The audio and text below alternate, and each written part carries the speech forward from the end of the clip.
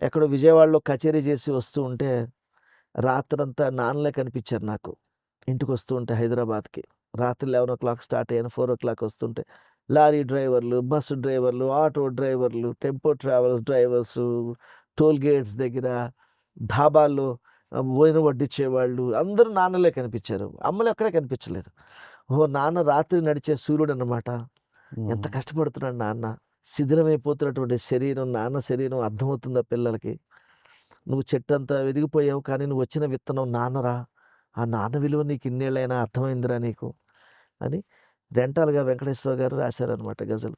చెట్టుకేమో విత్తుకు రుణమున్నది తెలియలేదు, నాకేమో నాన్న విలువ ఎంతన్నది తెలియలేదు.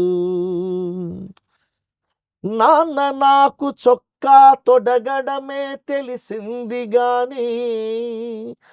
శర్మ గారు చిన్నప్పుడు అనంతకి ఇలాగా చొక్కా తొడిగి ఇట్లా కొట్టేవారు. మీ నాన్నగారు చొక్కా తొడుగుతున్నారు అనుకున్నారు మీరు. కానీ నాన్నగారు చొక్కా తొడిగినప్పుడు మనసులో మీకు ఏమేశాడు, మీ గురించి ఏమనుకున్నాడు ఆయన అంటే, నాన్న నాకు చొక్కా తొడగడమే తెలిసింది గాని కనిపించని కవచమొకటి కడుతున్నది తెలియలేదు. చెట్టుకేమో విత్తుకు రుణమున్నది తెలియలేదు. చిన్నప్పుడు మా నాన్నను ఇలా పట్టుకుని పైకి ఎగరేసి మళ్ళీ పట్టుకుంటుంటే మా నాన్న నాతో ఆడుకుంటున్నాడేమో అనుకున్నా. కానీ నాన్న మనసులో ఏముందో అర్థం కాలే. ముద్దులాడి నన్ను పైకి ఎగరేయుట తెలుసు గాని. చేతులు వదిలేస్తాడేమో మా నాన్నని భయపడిపోయేవాడు నేను. పట్టుకునేవాడు ఇలాగా. ఓహో! ఆడుకుంటున్నాడు అనుకున్నా. కానీ నాన్న మనసులో ఏముందో తెలుసా?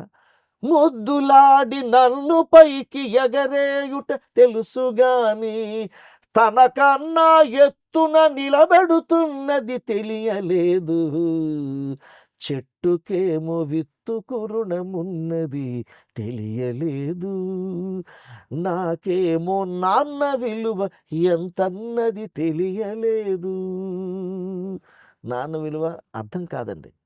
ఈ గజల్ మీరు యూట్యూబ్లో దొరుకుతుంది. వింటే నాన్న ఏటీఎం కాదురా, ఆల్మైటీరా అనిపిస్తుంది ఈ గజల్ వింటే.